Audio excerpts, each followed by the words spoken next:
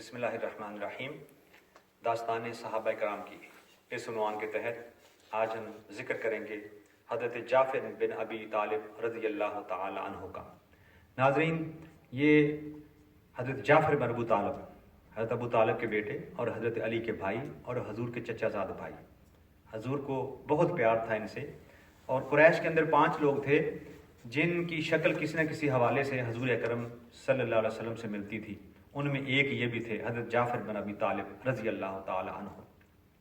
आका अलैहिस्सलाम ने चूँकि इनके घर में परवरिश पाई थी हज़रत अबू तालिब के साथ, और इस तरह इनका हजूर के साथ बहुत ज़्यादा प्यार होता था।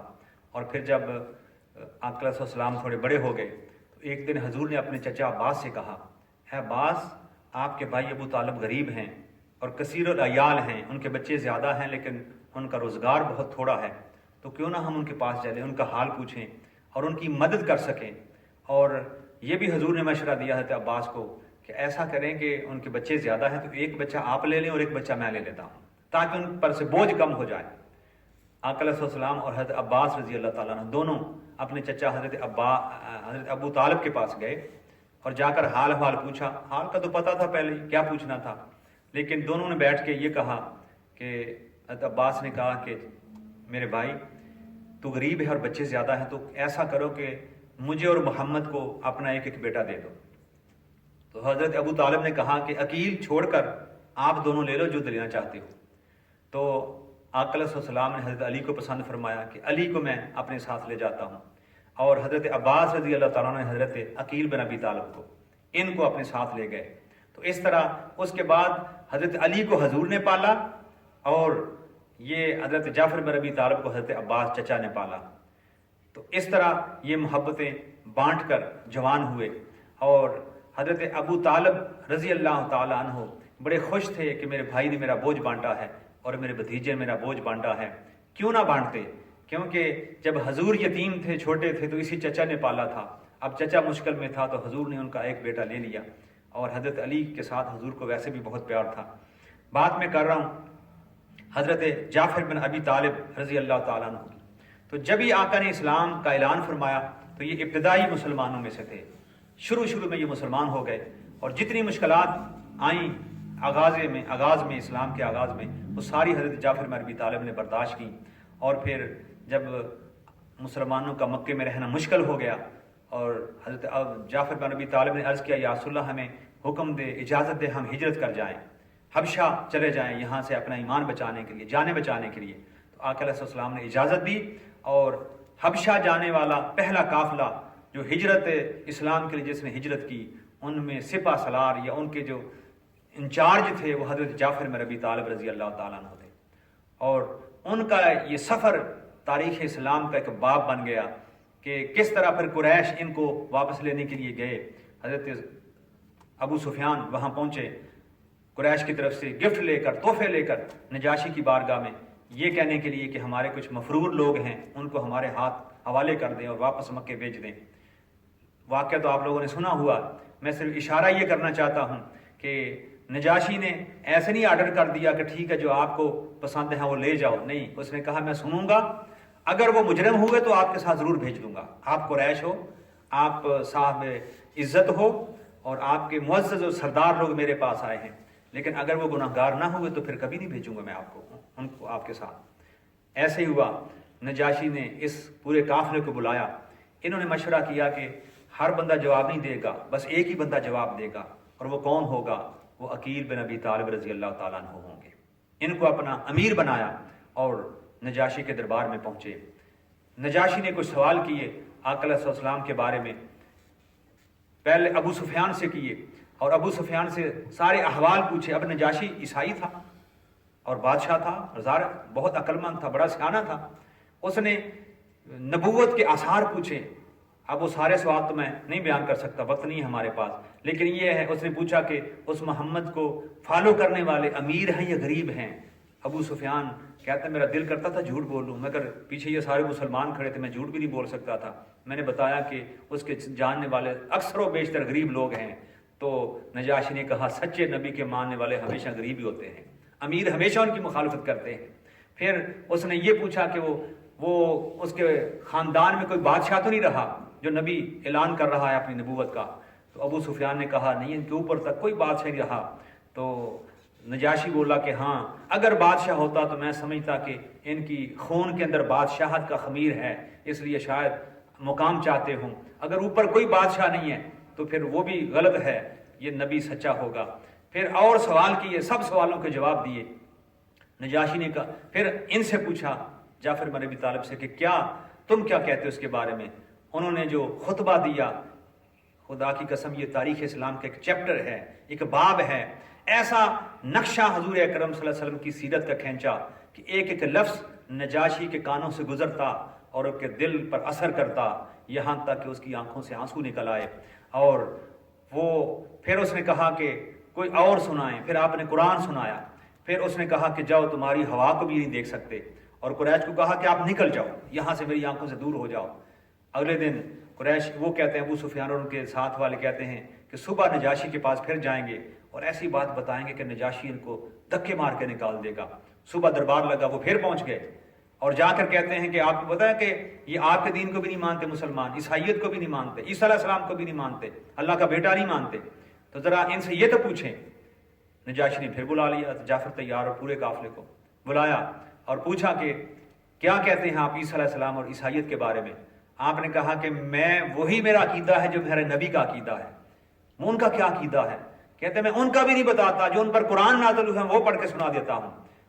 تو حضرت جعفر بن ابی طالب نے اپنی سور والی آواز میں سورہ مریم کی تلاوت شروع کر دی، کاف ہا یا عین صاد ذکر رحمت ربک عبدہ زکریا، تیرے رب کے پیارے محبوب بندے زکریا کا ذکر ہے جو بڑھاپے میں پہنچ گئے اور انہوں نے کہا یا اللہ میں بوڑھا ہو گیا، میرے بال سفید ہو گئے اور میرے ہاں اولاد نہیں ہے، مجھے اولاد عطا فرما۔ تو اللہ تعالیٰ نے 100 سال کی عمر کے بعد ان کو خوشخبری دی، یا زکریا انا نبشرک بغلام اسمہ یحییٰ، اور پھر آگے جا کے حضرت عیسیٰ علیہ السلام کی پیدائش اور حضرت مریم رضی اللہ تعالیٰ عنہ کا سارا واقعہ ہے۔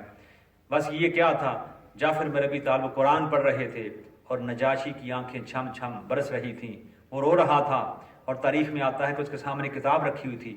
جب یہ پیش ہوئے وہ اتنا رویا کہ وہ ساری کتاب گیلی ہو گئی، اور پھر ایک تنکا اٹھا کے کہتا ہے خدا کی قسم عیسیٰ علیہ السلام ایک تنکا بھر اس بات سے نہ کم ہے نہ زیادہ ہے جو تمہارے قرآن نے بیان کیا ہے، وہی ہیں جو قرآن نے بیان کیا ہے۔ اور انہوں نے کہا کہ اب آپ کی ہوا کو بھی کوئی نہیں چھیڑ سکتا۔ اس طرح مسلمانوں کو یہاں پر امان ہوئی۔ اور پھر ایک مزے کی بات کر دوں کہ وہاں پر حضرت ام حبیبہ، انہیں ابی سفیان کی بیٹی بھی ہجرت کر کے گئی ہوئی تھی، ان کا شوہر فوت ہو گیا، اور پھر حضور نے اس نجاشی بادشاہ کو لکھا کہ آپ میرا نکاح، آپ میرے وکیل بنو اور میرا نکاح میری چچا زاد بہن ام حبیبہ سے کر دو۔ پھر نجاشی نے اپنے محل کے اندر، وہ میں کسی وقت انشاءاللہ آگے جا کر بیان کروں گا ام حبیبہ کے واقعے کے اندر کہ کس طرح یہ نکاح ہوا۔ بہرحال اس نے اپنے بادشاہ نے اپنے شاہی محل کے اندر دسترخوان لگایا اور اس کی بیویوں نے تحفے دیے اور محل کے اندر حضور کا نکاح ہوا، اور اس نے اپنی طرف سے حضور کی طرف سے حق مہر عطا دیا۔ تو بتائیے رہا ہوں کہ یہ جعفر طیار رضی اللہ تعالی عنہ تھے جن کو پھر 7 ہجری کو یہ واپس، جب خندق بھی ہو گیا، بدر بھی ہو گیا، احد بھی ہو گیا، پھر ان کو آقا علیہ السلام نے پیغام بھیجا کہ اب سکون آ گیا، ہم مدینے پہنچ گئے، آپ بھی واپس آ جاؤ۔ تو 7 ہجری کو حضرت جعفر اور ان کے سارے مہاجرین جو ہجرت حبشہ میں مصروف تھے وہ سارے واپس آ گئے اور رہنا شروع کر دیا۔ تو یقین کریں جب مدینے واپس آئے تو جتنے مہاجرین اور انصار تھے وہ بڑے خوش ہوئے، اور غریبوں نے کہا کہ ہمارا باپ آ گیا ہے، اور ان کا نام ابو المساکین تھا، یہ مسکینوں کا باپ ہے جعفر طیار رضی اللہ تعالیٰ عنہ، کیونکہ کبھی ایسا زندگی میں نہیں ہوا تھا کوئی غریب اور مسکین ان کے در پہ آیا ہو اور انہیں خالی لوٹا دیا ہو۔ تو یہ وہ حضرت جعفر طیار رضی اللہ تعالیٰ عنہ ہیں۔ جب غزوہ موتا یہ 7 ہجری کو یہ غزوہ موتا ہوئی تھی، فلسطین کے قریب ایک مقام ہے۔ آقا علیہ السلام نے سنا کہ عیسائی حملہ کرنے والے ہیں ہماری اسٹیٹ کے اوپر، آقا نے لشکر تیار کیا اور 3000 کا لشکر حضرت زید بن حارثہ کی قیادت میں دے کر بھیجا، اور بتایا کہ تم نے کھل کر جنگ کرنی ہے اور اگر زید بن حارثہ شہید ہو جائیں تو جعفر بن ابو طالب رضی اللہ تعالیٰ عنہ کو بنایا جائے، اگر وہ شہید ہو جائے تو عبداللہ بن رواحہ کو بنایا جائے، اگر وہ شہید ہو جائے تو پھر فوج جسے چاہے اپنا امیر چن لے۔ ایسے ہی ہوا جب حضرت زید بن حارثہ وہاں لے کر فوج پہنچے فلسطین کے مقام پر، ادھر سے موتا کے مقام پر کفار آئے، لیکن عجیب منظر تھا کہ کفار کا لشکر 1,00,000 سے زیادہ تھا اور مسلمان صرف 3,000 تھے، صرف 3,000 مسلمان اور 1,00,000 سے زیادہ کفار کا لشکر تھا، عیسائیوں کا لشکر تھا۔ کسی نے کہا کہ حضور سے مدد مانگیں، فوج نہیں، لیکن کہا زید بن حارثہ نے نہیں، آقا نے ہمیں بھیجا ہے، کچھ سوچ کے ہی بھیجا ہوگا، بس یا فتح یا شہادت، یا فتح یا شہادت، یہ کہہ کے آگے بڑھے اور فوج نے حملہ کیا۔ حضرت زید بن حارثہ شہید ہو گئے۔ اس کے بعد جھنڈا حضرت جعفر بن ابی طالب نے اٹھا لیا۔ یہ جعفر رضی اللہ تعالیٰ عنہ جھنڈا اٹھا لیا، اتنے شوق سے لڑ رہے تھے، دشمن کی صفوں میں گھس گئے اور لڑتے لڑتے ان کا ایک بازو، دایاں بازو کٹ گیا، بازو کٹا تو جھنڈا بائیں بازو میں پکڑ لیا، بایاں بازو بھی کٹ گیا، دونوں کٹے ہوئے بازو کے ساتھ جھنڈا سینے کے ساتھ لگا کر کھڑے ہیں، اب جنگ تو نہیں کر سکتے، جھنڈا سنبھالا ہوا ہے۔ اسی اثنا میں حضرت جعفر بن ابی طالب پہ حملہ ہوا اور آپ وہاں پر شہید ہو گئے۔ تو ناظرین، اس طرح حضرت جعفر بھی شہید ہو گئے، عبداللہ بن رواحہ بھی شہید ہو گئے، اور پھر حضرت خالد بن ولید نے کمانڈ سنبھالی اور اپنے لشکر کو جتوا کے کفار کو ہرا دیا۔ اور یہ تاریخ انسانیت کا ایک عجیب ماجرا تھا کہ 3,000 کا لشکر 1,00,000 کی فوج پر بھاری پڑ گیا۔ اور ادھر میرے آقا کو جب خبر ہوئی تو آپ جعفر بن ابی طالب کے گھر گئے اور جا کر بچوں کو پیار کرنا شروع کر دیا۔ حضور کا چہرہ اترا ہوا تھا، آنکھوں میں آنسو تھے، جا کر جعفر کے بیٹوں کو اور بیٹیوں کو سینے سے لگا رہے ہیں۔ اسما جو حضرت جعفر کی بیوی تھیں، وہ کہتی ہیں یا رسول اللہ، آپ تو میرے بیٹوں سے، بچوں سے اس طرح پیار کر رہے ہیں جس طرح کوئی یتیموں سے پیار کرتا ہے، جس طرح کوئی یتیموں سے پیار کرتا ہے، حضور آج میرے بچوں سے اس طرح پیار کر رہے ہیں۔ حضور نے آنکھوں میں آنسو لے کر کہا، ہاں اسما، ان کا باپ شہید ہو چکا ہے، ان کا باپ شہید ہو چکا۔ پھر حضور نے سارا واقعہ بتایا کہ جعفر اس بے جگری سے لڑا تھا اور جھنڈا اس طرح سنبھالا تھا، ایک بازو کٹا، دوسرا کٹا، اور دونوں بازوؤں سے پھر کٹے بازوؤں سے جھنڈا تھامے رکھا۔ اور حضور نے فرمایا تم پریشان نہ ہو، میں اللہ تعالیٰ نے اس جعفر کو جنت میں جب پہنچا تو بازو تو کٹ چکے تھے، اللہ تعالیٰ نے اس کو 2 پر عطا فرمائے، اور حضور نے فرمایا میں اپنی آنکھوں سے جعفر کی روح کو جنت میں اڑتا ہوا دیکھ رہا ہوں۔ اب حضور کا یہ فرمانا کہ جعفر اڑ رہا تھا، اب اس وجہ سے اڑنے کو طائر کہتے ہیں، اور طیارہ بھی اس سے نکلا ہے، طائر پرندے کو کہتے ہیں جو چیز اڑتی ہے۔ تو حضرت جعفر طیار ان کا نام، اس لیے یہ دیکھیں دنیا کا نام زندگی میں پڑتا ہے، لیکن جعفر طیار کا شہادت کے بعد حضور نے نام رکھا، اور اب ان کو دنیا جعفر طیار کہتی ہے۔ طیار کس طرح ہوئے، اڑنے والے کس طرح ہوئے کہ شہادت کے بعد اللہ نے 2 بازوں کی جگہ ان کو 2 پر عطا فرمائے، اور جنت میں حضور فرماتے ہیں کہ میں جعفر کو اڑتا ہوا جنت میں دیکھ رہا ہوں اور جنت کی نعمتیں کھا رہا ہے۔ یہ حضرت جعفر طیار رضی اللہ تعالی عنہ ہیں جنہوں نے اپنی زندگی بھی اسلام پہ قربان کر دی اور پوری زندگی اسلام کے لیے لڑتے رہے اور غریبوں کے مددگار رہے اور ابو المساکین کا لقب پایا۔